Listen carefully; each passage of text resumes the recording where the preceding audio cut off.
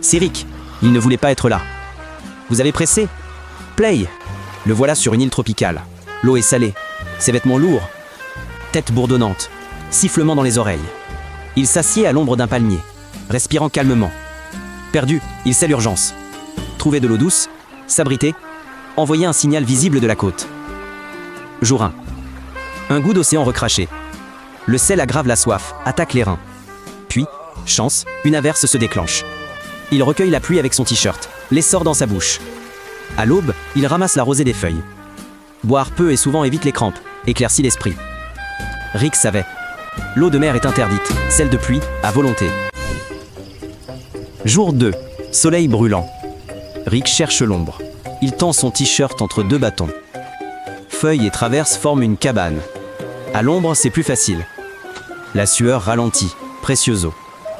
De jour, Rick reste abrité. Il sort matin et soir seulement. Jour 3. La faim mène Rick au coco. Dents et talons échouent. Un coup fait mal. Rick trouve un bois aiguisé. Il frotte la noix. La coque cède. L'eau de coco vivifie. Trop en boire donne mal au ventre. La chair apporte énergie. Moitié vide.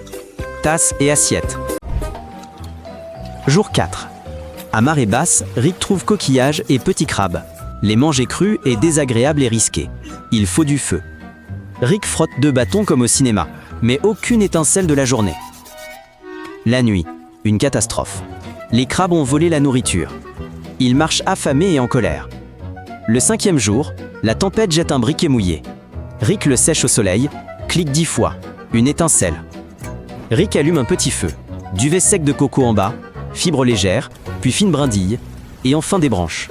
La flamme s'embrase doucement. La fumée repousse les moucherons. La chaleur offre confort et repas. Rick stocke du bois sec et protège le feu du vent avec une grande feuille. Jour 7. Cuisiner au feu est plus simple. Rick pose une pierre plate sur les braises. Une fois chaude, il y grille coquillages et crabes qui rougissent et s'ouvrent. Rick ne sait pêcher. Il repère des mares à marée basse, y pousse le menu fretin par des murets. Il frappe l'eau avec un bâton. Le poisson remonte. Au feu, quel délice! Jour 9, Rick se coupe le pied sur une coquille. Un problème, sans trousse de secours. Il nettoie la plaie à l'eau de pluie, la panse d'une chaussette déchirée. Rick sait que propre, la plaie ne s'infecte pas. Sèche, elle ne fait pas mal.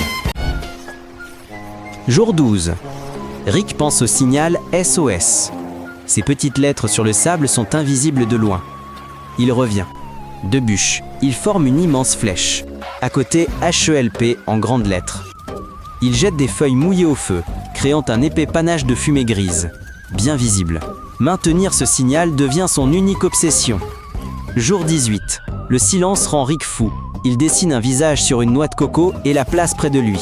Ce qu'il jugeait absurde dans un film est devenu son meilleur ami.